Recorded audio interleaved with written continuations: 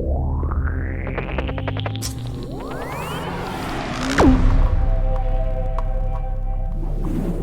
everybody, welcome to askLRR, the show where we answer questions that you have asked us. I'm Graham, and Paul's here. Hello. And Corey's here. Hello. And Beej is on tech. Hello. I don't know if my microphone's on. Well, if it is, it's very loud now. These are the questions that have been asked to us by our YouTube members in our monthly community post where we solicit your questions. A reminder that you can become a member of this YouTube channel, and then that membership gets you that you get to ask these questions, and then we do this video, and then everybody gets to watch it, because we try not to gate actual content, but YouTube is really clear about demanding that we offer something as a value add to do memberships, and this is what we've decided on. Thank you all for keeping up with that. Let's get to the questions. Beej. First question from Harold Price. I've been watching The Amazing Race lately. Absolute banger of a reality show. As far as reality competition shows are concerned, The Amazing Race, very good. If you were to hypothetically appear on The Amazing Race, who would be your teammate if you A, wanted to win, and B, if you wanted to have a good time along the way? I like that those are presented as separate options. Who would do? Are we talking like a crew member or just a regular or just anybody? Oh, I didn't even think about that. Could be anyone. I felt like the intent, I felt like the spirit of the question was someone else from Loading Ready Run. So the thing is, because like I could definitely think of people who I would choose as my teammate who would just like carry me the whole way. Just a very strong man. just a very, you get somebody who is extremely good at all the things that you need to do for Amazing Race. Yeah. And then just be like, okay, we'll do that. Just take me with you, please. For the B, I don't think there's anybody in Loading Ready Run that I wouldn't have a fun time doing The Amazing Race with. Wanted to win, there's like maybe fewer, but honestly, and I am being honest, that the best answer for both of them would actually be Kathleen. I think I would have a terrific time doing that. We love to travel. We think very frequently along the same wavelengths, and in the right circumstance, and that would be the right circumstance, very competitive. Has there ever been a competitor on The Amazing Race or a team that has just like given up? Frequently. Oh, yeah. Like that is just like, we aren't going to win. Let's just mess around. Mm-hmm. Do they kick them out of the race? Like if they're not actually like trying? You do if you show up last. You do. There are elimination legs where you will get eliminated. So they're just like, let's go sightseeing in this town. Later. Yeah. But like the camera crew has to still keep following you. We've joked about like submitting a application, because we have our own Amazing Race here in Canada. I don't know if it's still in the air, but it's hosted by. It's like fairly amazing. Yeah, it's fairly amazing. It's hosted by, what's his name? Is it Sean Murray? Is that his name? He was the guy who got gold medal in skeleton at the Vancouver Olympics. The great image of him walking through the Whistler Village, and someone handed him like a restaurant pitcher of beer, and he's just like, hey, I don't know if you anyway. No, Sean Murray is the guy from Hello Games who makes No Man's Sky. I don't remember. I don't remember them. Also drinks pitchers of beer, probably. Am I gonna have to sidewalk slam this and just start looking stuff up for us? If you could, that'd be great. Anyway, we've joked about submitting a tape where it's like, our relationship is totally on the outs, but we think that that coming together on The Amazing Race will really bring us, like fortify our relationship and bring us back together, because they love that shit. Yeah. When, by the way, it never works. So just appeal directly to the producers and not the audience. I think Ian and I would kick your ass and have a great time doing it. Yeah, that's fair. That's fair. Joe Montgomery. Montgomery, that was it. There we go. See, what I was getting confused with Mark Tewksbury, who was another Olympian who went on to do hosting. John Montgomery. Yes, I know. Oh, my eyes just cleared. I think I said Joe to begin with. Oh, John Montgomery. Perfect. Like The Amazing Race, like specifically Loading Ready Run couples, like Graham and Kathleen, and Ian and Corey, and Heather and Beej. James and Adam. 3 teams. James and Adam. I don't know what.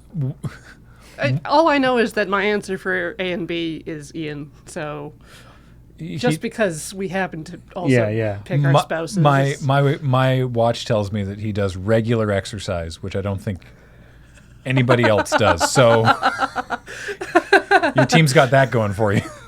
You know when you got your stand goal by lifting a Danish? Yeah. A lot of Ian's exercise is along those lines. Good. Excellent. All right. Moving on. Oh, right. Beach has to do a whole thing. There we go. Perfect. Sax Python asks, Corey, it appears that you loop your friends into your creative endeavors. What is convincing your friends to do podcasts and Can't Draw Horses Club like? What is it like to convince your friends to do your podcasts and Can't Draw Horses Club? It's generally really easy, except that people I invite for the podcasts don't often understand what a year of weekly episodes entails. Oh, for a show like Kamen Rider? Yeah. There's like 50 of them. There's usually like 50 episodes, 48 to 52, depending on scheduling stuff. But for Greedwatch, my friend Josh was just like, I thought you only wanted to do like 3 episodes. And I'm like, Josh, I told you. It's a year. Whereas for Can't Draw Horses Club, it's much easier, and it's only like a one-time thing. So. We wrote an episode of Commodore Hustle that's very similar to this, with Kathleen being like, yeah, I'll do the Evangelion podcast with you, Ian. It'll only be like, it'll take a couple hours, right? Nope. Yeah, nobody wants to watch or wants to listen to the we rewatch like a couple episodes of this show and tell you about them. Yeah. No, you got to do the... People like the full, Mm-hmm. Also, in the case of 2 of my previous co-hosts for podcasts have refused to continue after a year. Where can people find these apparently cursed podcasts? Oh, they're on Tilty House. Nice. All right. So check those out if you want to see Corey and a rotating cavalcade of people reviewing. Watch Kamen Rider Ghost, and then do a podcast about that podcast, and then do Kamen Rider O's, because Kamen Rider Ghost isn't very good, and I shouldn't have done it twice. And now a movie watching, talking podcast, which means that I've committed myself to editing a 4-hour recorded conversation about 2021 Spencer. Ah. So the trick is I want to see that. The trick isn't so much I've heard that, getting people to join you on the podcast. It's getting people to come back after they Yep.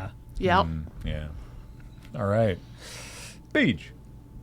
Joe Mitchell asks, what's one of your comfort movies / TV shows that you've watched a million times and don't get bored of? So Kamen Rider is what I'm hearing. Well, like, there's a new one every year. Yeah. And if you watch just tokusatsu in general, you've got, like, Super Sentai, Kamen Rider, Ultraman. There's so many options. But for what I watch for comfort stuff, usually it's, like, old anime, Digimon, Yu Yu Hakusho, Hunter x Hunter, not anime, Cyber 6. But, yeah. Yeah. Since they added them to Netflix, I've been rewatching all the 80s and 90s Star Trek. Well, not Voyager, but I did rewatch all of DS9 earlier in the pandemic, and that show's so good and so much better than I thought it was the first time. Like, so much better. And for movies, I can watch Hot Fuzz over and over again. There is no upper limit to how many times I can watch Hot Fuzz and enjoy myself. Yeah. I'd say in terms of TV shows, there's a lot of like sketch comedy show like Key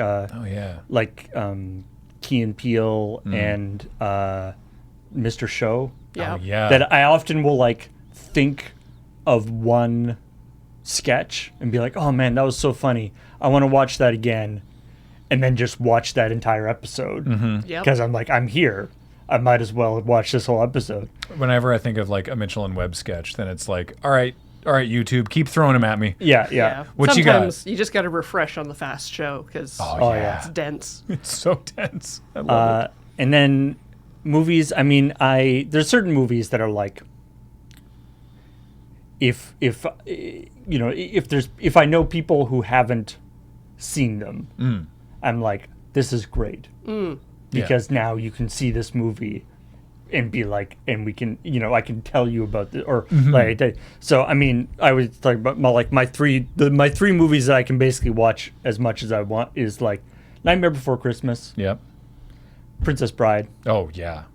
and then The Imposters. Hell yes. Which is and I love The Imposters. Stanley Tucci, Oliver Platt movie that for some reason just really, and also more recently, even though it's a very old movie, but Court Jester with Danny Kaye. Oh, yeah. Again, that's one of the ones. Again, it's one where like I remember like one sequence out of it, and I'm like, oh man, that was so good. I should just watch that whole movie again, and I do. And Fox the Fox just runs in my head on repeat. Every time I rewatch The Imposters, I forget how much there is before they get to the boat. Right? And the entire scene where they're trying to steal cream puffs from the bakery So good. is to like, I'm offended. Wait, I'm offended? Yeah. Okay. I'm offended is just, it's so beautiful. Both The Imposters and Court Jester, not well reviewed. I know. The Court Jester was actually like kind of panned when it came out, apparently. Weird. Which, it's one of those weird things where it's like, but it's so... Anyway. Yeah. If you haven't seen those movies, you should. Yeah. Next. Joe Mitchell asks, as someone who just recently started watching, Star Trek The Next Generation, after being Star Wars only for my whole life, I'm curious as to who your favorite character from The Next It Generation doesn't need to is. be like a fight. It's No, like, it doesn't. don't define yourself by which Star show you Yeah. watch. Stargate. No. As a side note, I think this is last year's Night Watch theme, or I think last year's Night Watch theme had a little something to do with it and why I got interested in the show. So thanks for that. Well, you're very welcome. I love that. I think it was Ian who first floated the idea, and everyone else was just like, "I'm all in." Yes. Everyone was like, "I'm on board. Let's do this." And then Pix showed up with just like, here, I can make all of the LCARS yeah. displays. That was so and good. it's like, well, this is coming together nicely. And half of the people already owned uniforms. I didn't, but now I do, so that's fun. And the costume, the Q costume that Andrew had was phenomenal. And that was like a last-minute home make by his partner. That was amazing. So, favorite character from The Next Generation? Great question. Next question. I mean, I like all the thing is, when I was a kid, it was Geordi. Because I always liked it's the same reason that my favorite Ninja Turtle was Donatello. Like, he was You like the tech, the engineering, tech engineering kind of stuff. That always really spoke to me. In retrospect, Geordi sucks. Like, what a... No. I love Geordi. The thing is, also, LeVar Burton is a treasure. Yes. But like, man... Let's just cut... Hot take. Yeah. Hot take. Graham hates Geordi. No. It's just that, like, the anything involving the ship, great. Anything involving a personal relationship, incredibly uncomfortable. The entire holodeck Leah Brahms incident. We shouldn't talk about this. He should have one friend named Data, who's a robot, and therefore is exempt from all of the human touchy-feely romance. Every one of those episodes is very, very strange. But no, I still really like Geordi, and I don't know. It's probably like the person who like probably got the best like arc out of anyone. If you look at like where they started to where they ended up, is probably like. Well, I was going to say Worf, because then he got the DS9 thing. But you know who else got the DS9 thing starting from literally nothing is Chief O'Brien. Oh, yes. Because he was Khan in the first episode. He was in Encounter at Farpoint as just a guy on the battle bridge. Yeah. And then he became like the transporter chief, and he got more and more development over the course of Next Generation. And then he got married. Yeah. Yeah. And then on DS9, he got... I actually, poor Miles with his... seasonal Miles O'Brien must suffer episode. Yeah. But yeah, maybe it's O'Brien. I like him a lot. He feels like one of the only people who actually had, because he got married and he feels like he had a life off screen Yeah. that you weren't seeing. Yeah. Which is not and not like a super exciting life, just a regular life, Yeah. like somebody would probably have. Yeah. That he like being, like everybody else, being on, bridge crew on the Enterprise is the most important thing in their life. Whereas O'Brien, it's like a job. Yeah. It's like, this is my job, but it's not who I am. Yeah, and he's a this didn't come up really until like DS9, and maybe a part of it was a retcon, but he's like a non-commissioned officer. Yep. So he's like he didn't go through Starfleet. Is that how that works? Or he didn't how does I don't know how military hierarchies interact with Starfleet. I don't recall what that means in terms of Starfleet, but like I don't think he did He's the whole not in like, the same chain of command as everybody else. Yeah. Yeah. Yeah. Anyway, I just want look, you've done Picard. I desperately want even as like a one-off or a limited series or something, some kind of return to DS9 because number one, Nana Visitor still looks amazing, and I would love to see what Kira's been up to on Bajor and DS9, and how cool would it be?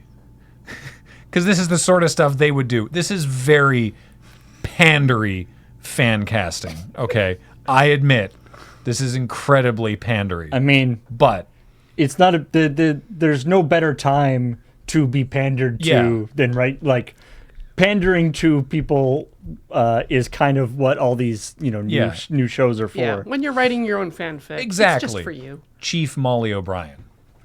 Oh, Right? I mean, yeah. that would be dope. Exactly. And first episode is cast of cameos coming back to Deep Space Nine, very sadly, to give their respects to Captain Nog, who had a ship named after him, canonically, the USS Nog, because of course Aaron Eisenberg passed away, which is sad.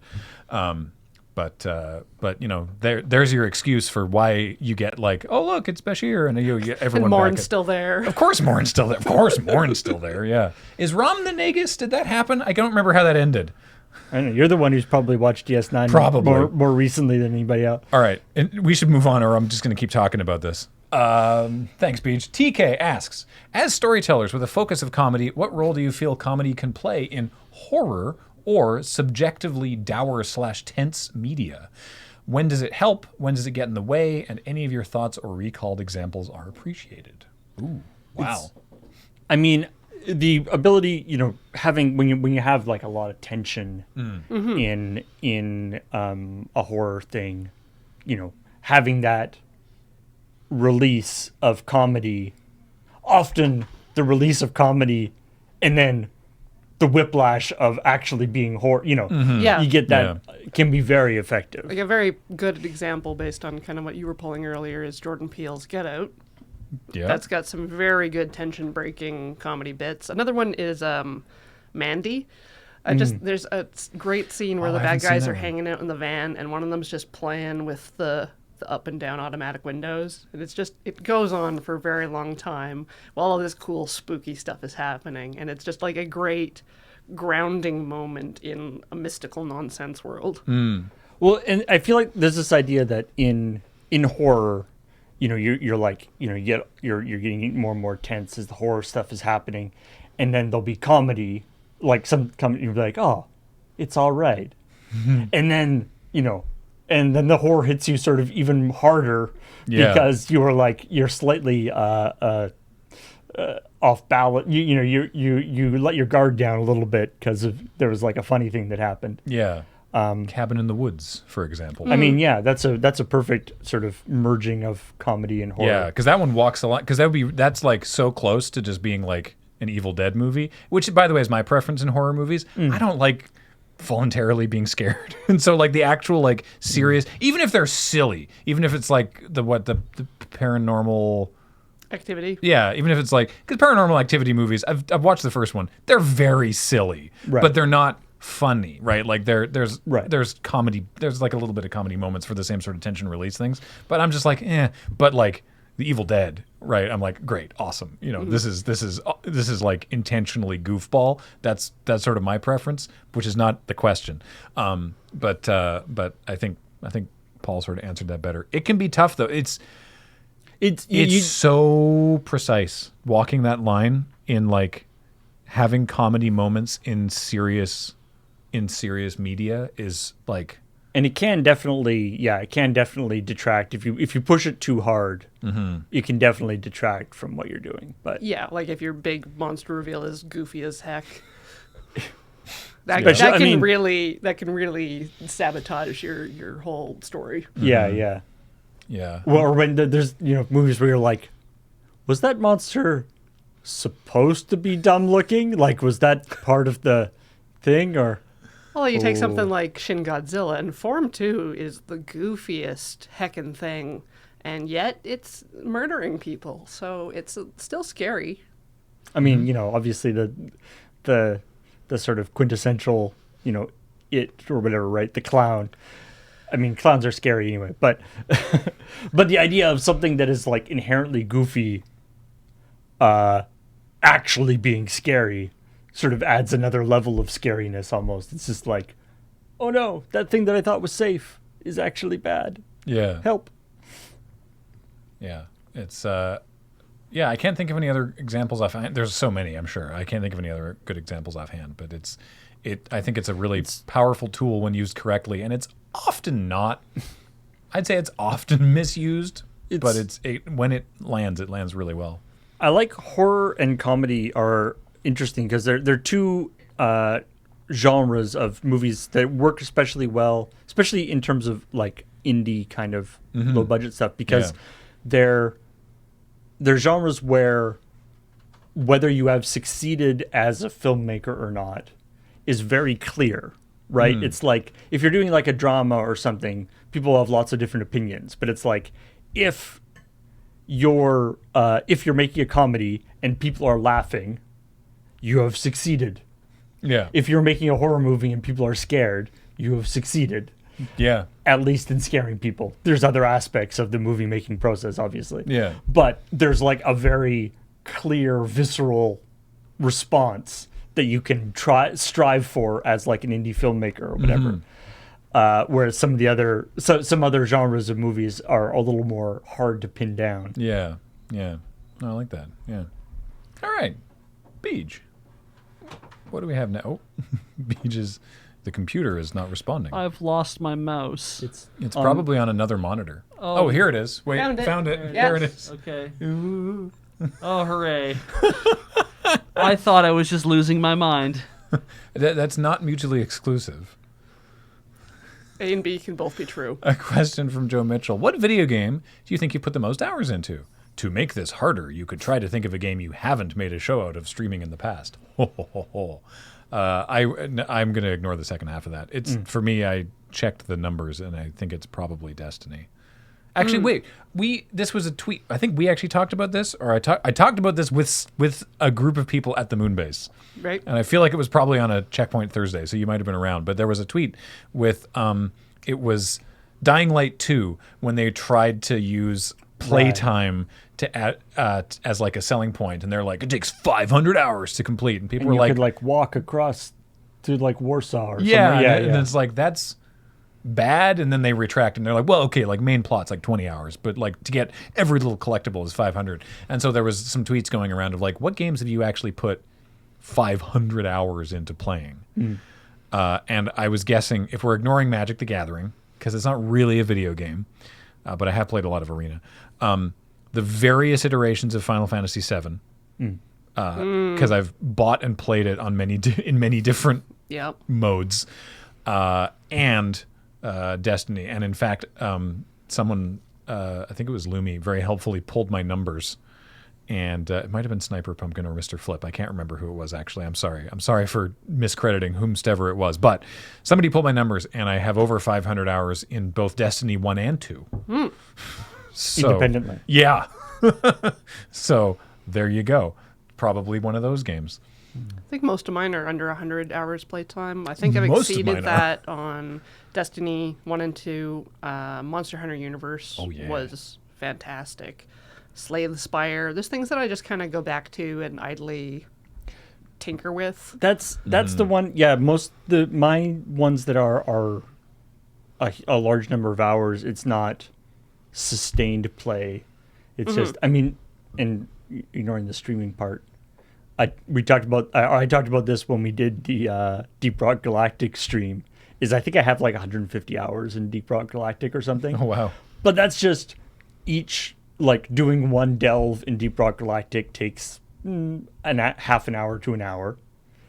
And for a while, I was just doing them, like, I would just do one like every day or so to kind of just like to relax. Yeah. And it was just like, I'll just do one of these. And so it just builds up over time, right? And it's randomly generated, so there's unlimited of them. You can just do it forever. Yeah. And so you're just like, whoa, wow, I apparently have a lot of hours in this now. Nice. Yeah. And then there's even like the pre-reporting days, so like Super Nintendo, Oh yeah. original PlayStation. There was a rumor in Final Fantasy 3-6 that if you killed 10,000 dragons in this one forest area, you could bring General Leo back to life, and I tried to do that. Those wonderful schoolyard things of like, no, really. This is like trying to get a shiny Ponyta. This was just like grinding for hours in this little forest area. What was it true? I doubt it. Did you get it to happen? No. No, that man is dead. And so is Eris, despite my best attempts on a similar vein. Yeah. Yeah. Yeah. Next, from the Anti-Muffin. Graham and Paul, I recently had YouTube randomly show me lots of ancient... Okay, they're not that old, because I know where the rest of this question is going. Ancient... Okay, forget it. Ancient LRR videos, and I noticed the credits sometimes feature unfamiliar names under executive producer. Can you tell us what that meant at the time? So the reason I know that these are not that old, Yeah, because this Because was that's Patreon. this is season 11. Oh. This is the last season of sketches, which is still, yes, many years by this point, but it's still literally the most recent full season of sketches. But yeah, that was one of the tiers in our Kickstarter. Yeah. Was people got to be an executive producer, and they had the permission, I guess, or they had the right to actually come by, or we put them in the credits, and they actually, we invited them to come by and like hang out with us. Yeah, they came by. They got to hang out for filming. They hung out with us. We played. Yeah. We played a powered cube with one of them. I mean, there's one of them. They were from Australia, so it took them a while to actually get over here. That was Omega Laron. But yeah, it's that was why that was. But yeah, it was executive producers were only in the very last year. So. Yeah, because presumably you're not referring to the section for the older videos where it says like for the Escapist, and it's like staff at the Escapist. Yeah, because that I feel like is pretty clear. That's when we were hosted on the Escapist. Also, don't worry about that. But yeah, that's what the executive producers whose names you don't recognize are. So yeah, there were 3 of them, and they're all real nice. So yeah, next. From Joe. What's a fact about Canada that you think not many people outside your country know? Something about BC, British Columbia, the province in which we live, that people outside of your province don't know? Interesting question. I was thinking, this isn't like a fun fact necessarily, but it's something that I see misrepresented a lot online. Which, if you like, I don't think this is going to be relevant information for anyone listening to this. Let's put it that way. But a lot of people on the internet don't seem to understand that in Canada, we don't have the First Amendment from the states. You sure we didn't put that in the charter? The First Amendment of Canada's charter makes Manitoba happen. That's the First Amendment in Canada. The acknowledgement of provincehood of Manitoba. Yeah, that's the First Amendment to Canada's thing. We have protections for speech in Canada, but I see a lot of discourse online talking about Canada's First Amendment rights, and it's like, that's not. You've got to use different terminology. I'm begging you. Yeah, the Canadian Charter of Rights and Freedoms has a lot of equivalents. Yes. But not but they aren't necessarily one. I mean, technically, fair use isn't even a thing in Canada. No, it's called fair dealing up here. And it's more restrictive, technically, yeah. Yeah, speech is protected, but I think it's within reason. But it's not like a specific no thing. Yeah, we also don't have the Miranda rights. Yeah. It's the equivalent, but we don't have I the don't thing even know called who that. Miranda is. Yeah. She's right, apparently. I guess so. Let me try to think of something more interesting, though. Are Supreme Court justices dressed like Santa Claus? Yeah. There's more than 9 of them. Yeah, there are. Newfoundland's the youngest province. Yeah, Newfoundland and Labrador. Sorry, yes. Yes, as they are referred to. My Wait, they're the youngest province? Pretty right. sure. Sorry. The 40s? None of it is a territory, right? Yes. I was like, wait a minute, that doesn't. Yeah, I don't exactly. I don't know the distinction between a province and a territory, but we've got 3 territories, and I think it's largely a case of how they're represented federally. yeah, What they're. But my favorite are there's the great BC thing that are the first BC premier. oh yes, Is Amour de Cosmos, lover, and our level of provincial representation is basically kind of stayed at that level. yeah, Of goofiness. yeah, Since lover of the stars. lover. I don't believe that was. That's not his actual. That birth wasn't name. his birth name. But he was known as like that. But He was he premier to changed it. Cosmos. Yeah, so I was like, all right, great, live your life. Elizabeth May's here. We have the Green Party. Oh yeah, She right. gets to do all of the federal level stuff. That's my federal riding now because we Oh. moved. Yeah, so we'll have to see what happens. It's coming the next election, but that's been sort of staved off for a while because of the coalition. I like our governmental system actually, not the voting. I would like that to be fixed, like we said we wanted, but I appreciate that it's not just 2 parties. Not technically a coalition. Sorry, not a coalition. Right? Yes, it's what is it? It was an agreement. It's a statement of support, I believe. Oh no, there's some specific. They didn't technically form a coalition government, but they agreed that they were going to work together. they didn't form a coalition government, but they got one of those like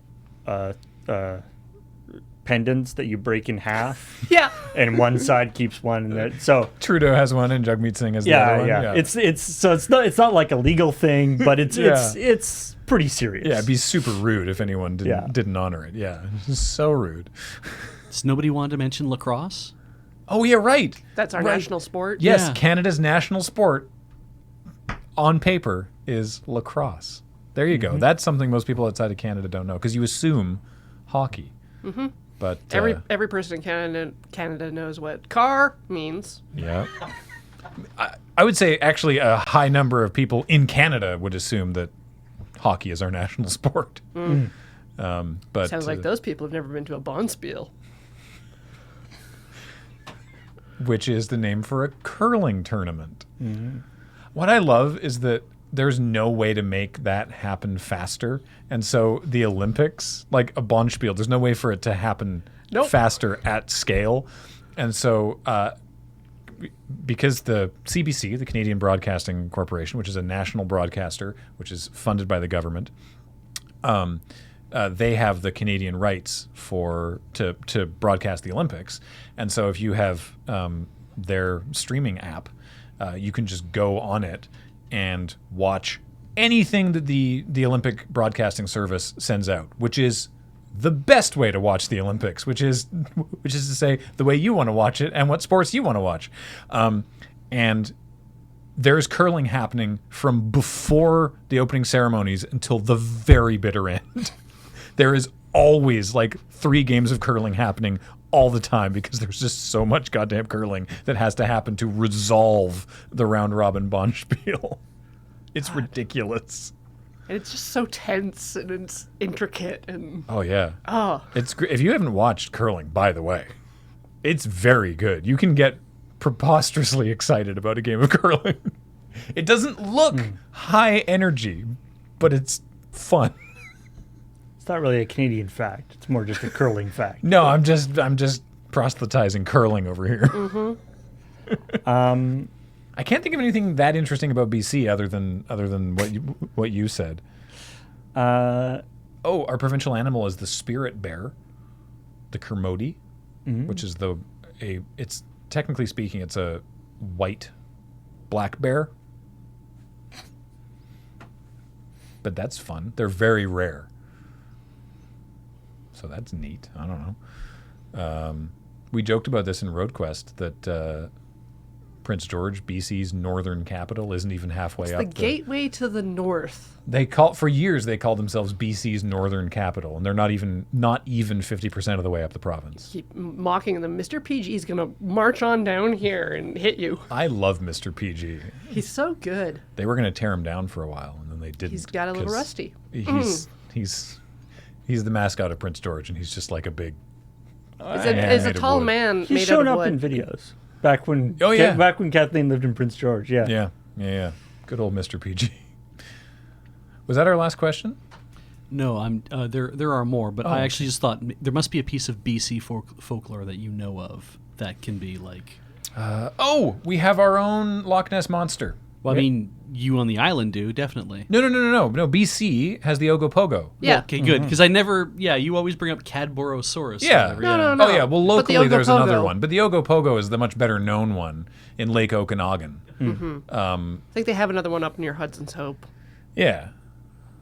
Presumably. Or supposedly, rather. Wait, yeah. another Ogopogo? Or another? Yeah, definitely an Another Ogopogo. cryptid. Yeah. Another. No, We're just another lousy with dinosaur cryptids thing. around here. Yeah. We're in Bigfoot's range. The Sasquatch, Sasquatch? pardon me, which is an Algonquin word, by the way. And the Sasquatch comes from Algonquin legends. So, there's that. And then, the Ogopogo and the Cabrosaurus are essentially just our own Loch Ness monsters. And I didn't actually know about that other one. So, neat. All right. Continuing on then. Which LRR project would you describe as the most work for the least amount of success and the most successful for the least amount of work? Asks Even Hilsund. So I assume by success, this is the thing. By what metric? Yeah, we made them. They're all My mom says it was good. we set out to make them, so fundamentally they're all successful. But if you're looking at purely in terms of viewership metrics, Views, sure. I guess that's what we'll go on. To answer the second part, Yeah. least work for most amount of success. Maybe nunchuck fail might be in Probably there. nunchuck fit.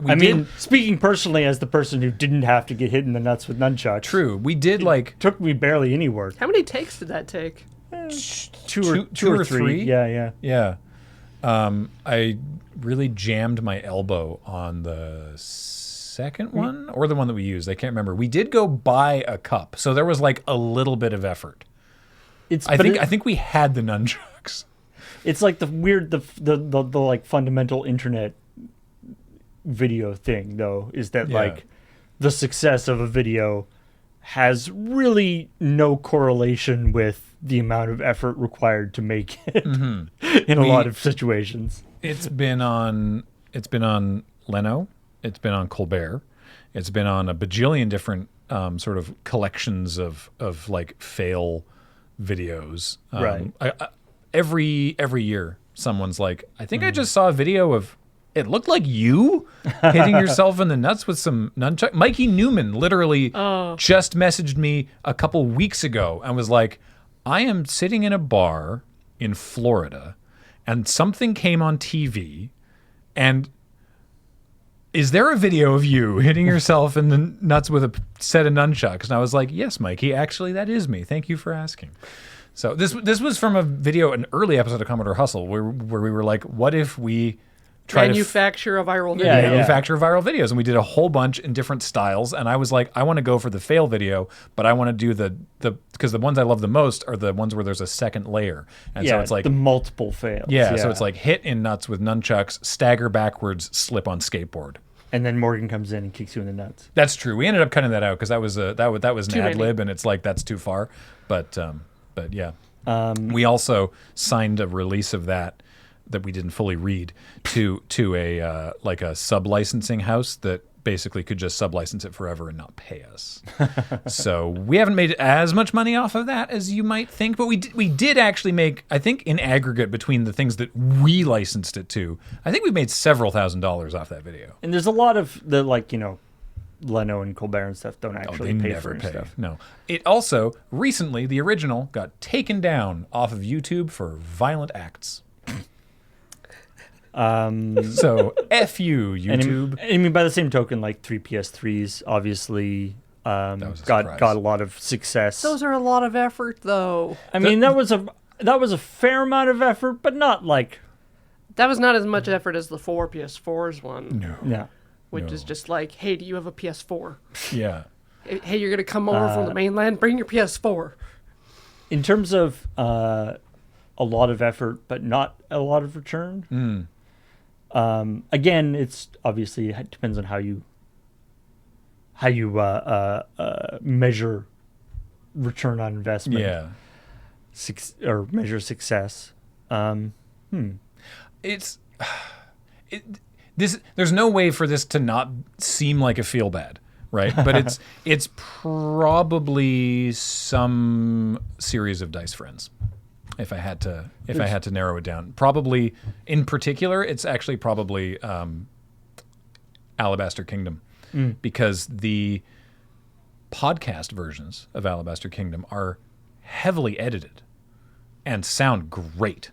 Like Kathleen and Jordan worked really hard to get, like, it's like a 3-hour session, and then the podcast version is like under 90 minutes because they like streamline it and cut out like dead air and downtime and ums and ahs, and under Kiss's direction there's like ambient music and sound effects that get added in. Like, it's an entirely different experience. That was a lot of work. This is something Kiss really wanted to do, and this is the thing. This is why I don't like the word success, right? Because it's like that was a huge amount of effort, and I think it was an absolute success because what we produced was great, right? The final result of both the video version and the heavily edited podcast version, we made exactly what we wanted to do. We got to show a great campaign with great people, and it was awesome. So, like, I don't feel bad about any of that, but it didn't translate to people watching or listening to it, and that's like, that sucks. Not because I feel like, you know, like, oh, that was, bummer that we put in the effort for that. It's like, I wish more people would listen to this. I think they'd enjoy it. You know? I mean, strictly speaking, like, that's something that has bugged me for a long time, is that I feel like Dice Friends doesn't get the kind of viewership that I think it should. It's like 3 hours of improv. It's like so good. I think that I think that members of our community would really enjoy it. But and many do. We're not discounting the many people who do indeed watch and enjoy the various seasons of Dice Friends. But the viewership has not been as high as I would have hoped for the live streams. But that's how it goes. Luckily, what's awesome about Patreon and various other Twitch subscribers and all this other stuff, YouTube memberships, is that we aren't strictly dependent on chasing that view number thing. We can produce things that we think people will like, we don't, and that we like, and that's just as long as we make the people who are supporting our stuff happy, we're happy. We have the freedom to experiment, and we don't have to come to our patrons with a spreadsheet of metrics and go like, well, we came in a little under target, so it's fine. And if something doesn't have 1 billion views, it's not like a failure. If we want to get 1 billion views, we just have to leave the camera running and get people to open cards, or James to hit bricks. Yeah. While I whale myself in the genitals. That's true. Yeah, some of the pack cracking and that kind of stuff is probably high. Those are high on the viewership. Low effort to high viewership. Yeah, somewhere in that equation. Yeah. Which is great as far as I'm concerned. So yeah. Next, from Lauren, current favorite hype song for when you need to get things done. Also, preference for clean vocals or harsh Cookie Monster vocals, like for metal. I assume you're saying. Just for anything. Oh, okay. I have a whole album of like it's time to get shit done. Yep. Which nice. which I use. Do you make it for yourself? No, it's like it's a pre-existing album.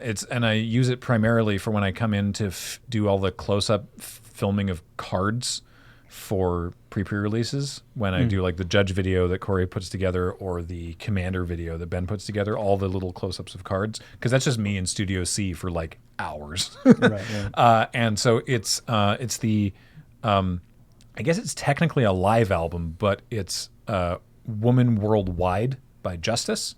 So Justice, yeah, I know. So Justice did. I was gonna say Justice's Stress is my go-to for like coming into the office. Stress hot. is on there. Yeah. So Cross, I very much like that album. That was a Yes. very good album. I've been less enamored with Justice's subsequent studio album releases. Like Civilization, yeah, Audio Video Disco. yeah, Audio Video Disco, Woman, and I think there was one other one. But where I think Justice excels, they're a French electronic duo, by the way, where they excel is mashing up their own music with their own music. And the Woman Worldwide album is just like, let's go. And it's super energetic and fun. And I just love being like, all right, let's get some stuff done. Also, in a similar vein, and there's a couple tracks that sound kind of similar, they put together this very like flowery named, it's called Iris, a Space Opera. Which is a similar kind of thing. Like it's about an hour long and it's like a mashup of their own stuff. I got to find a Blu-ray of this thing because it was limited release and you can't find it anymore. But it's this, they produced this video of them performing it with multiple cameras and amazing camera movements and editing and lighting. Like the lighting and the staging and the cinematography is like, there are more instruments in this performance. It is one of the most like, just like profound like audio-visual experiences that I've seen. It is so clean and beautifully put together. And I've only seen it at 1080, though it is available on Blu-ray somewhere. Because it was on YouTube for a while and then it got taken down because it wasn't an official upload. But it's awesome if you can find it, and it is a similar sort of vibe music-wise. But yeah, that's the album I put on when it's like time to get stuff done. First time I heard Stress, I hated it. Oh, because it's just stressful. It's a remix of Night on Bald Mountain, or it heavily samples from Night on Bald Mountain. It's very strings heavy and very aggressive. Yeah, because it's meant to be stressful. So the first time I was like, ooh, I don't like this, and now I'm just like, Yeah, give it to me. yeah. See, that's a change in like your how you evaluate like stress in your life. Maybe, yeah. Yeah, perhaps. I don't know. I tell you, it's something I heard actually Marshall talking about a while ago. Playing Magic the Gathering, I think, has made me just a lot more chill in everyday life. Because when you play a lot of Magic, you lose all the time.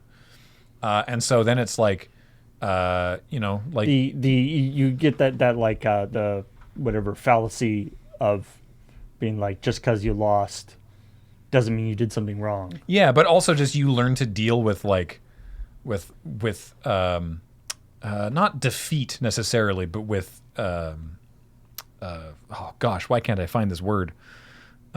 Losing, getting crushed, being obliterated, having your face smashed repeatedly. Encountering into an a sidewalk. obstacle, I guess. Oh. Yeah. So it's like the headlight on your car goes out, right? It's like, oh, okay, that sucks.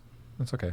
We'll have to go to the store and buy another headlight and replace it or whatever. But it's not like, oh no, it's like it's very rare for me to like catastrophize any of like the small problems in my life because it's like, okay. Could be worse. Could be obnixilus. Like Yeah, exactly. Yeah. Like At least it's not Oko. Play Magic, and so you will learn how to deal with disappointment and failure. Yeah, absolutely. I like that. Do you have any hype music? Hype music. It's because you seem like such a energetic, hyped up kind of guy. Yeah. I mean, I don't. I mean, it's probably not a surprise that various sometimes when I'm feeling like I need to, especially if I need to get like stuff done around the house or something, you know, when I have like a bunch of work to do that doesn't require any thinking, just like, you know, doing the dishes or cleaning or that kind of stuff. There's definitely like, I don't know, it's not surprised that I usually go, you know, shanties. Sea and shanties? stuff. Yeah. It's good. It's literally music designed to work to. Yeah, exactly. Yeah. I mean, I'm not working like To in the time beat. with the shanty, but Scrub the dishes.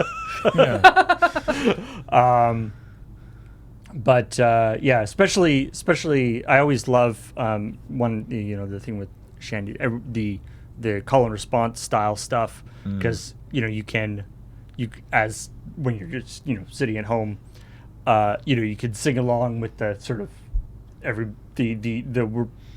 let the song sing the actual like main part, and then you can yourself come in on the with all the background singers and stuff, and come in on that's the thing. perfect. It's always fun. Yeah. So I usually I enjoy doing stuff like that.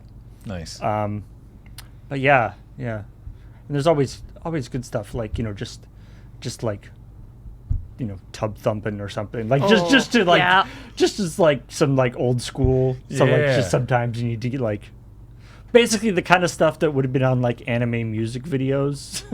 Yeah. Or jock jams, I guess, basically. I recently reassembled because it doesn't exist in its cohesive form on iTunes, but I reassembled a playlist from the constituent parts of the soundtrack to The Matrix.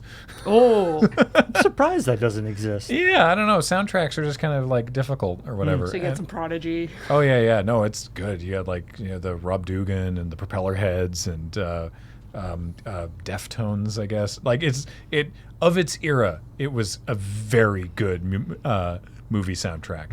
I don't know if that's a thing that movies still do. Oh yes. Okay, cool. Yeah, I've got the Music the from the motion soundtrack picture? For Spencer here, because it's very much in that stress. What Johnny Greenwood from Radiohead? Oh, yeah. The composition. Oh, dang. I don't mean the score. Is that a score?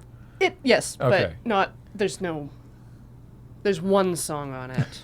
I'm talking about like the very commercial, like music from the motion picture, where it's like a whole bunch of popular music of the day that they put into the movies so they can sell the soundtrack. Yeah, the one I mean, recently grabbed was Digimon. Yeah, which they has like Kids in America and Yes. Spell. They definitely do that. Len's stuff, other yeah. video or other song. yeah. Yeah. All right, they're Canadian. There you go.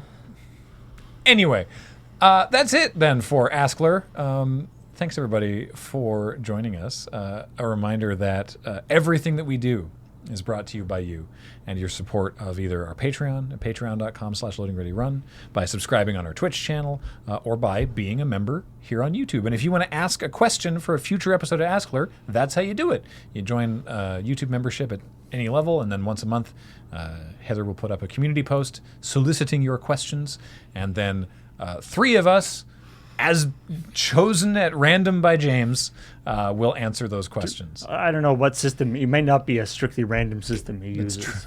That's true. I don't know exactly what system he uses, but And if you are a YouTube member, please, please ask questions. yeah. I mean, it is your right as a YouTube member to ask questions, and Yeah.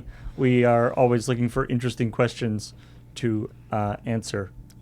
So that's been this. Beej has been hanging out on the tech, and Heather gets these online. And we've been Corey, Paul, and Graham. And thanks everybody for watching. Talk to you next time. Bye.